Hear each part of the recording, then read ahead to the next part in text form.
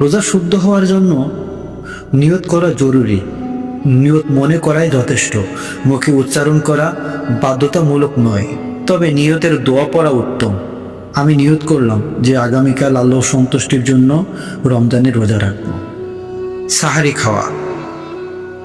রাসূল সাল্লাল্লাহু আলাইহি সাল্লাম বলেছেন, সাহারি খাবারের বরকত রয়েছে, তাই তোমরা সাহারি খাও।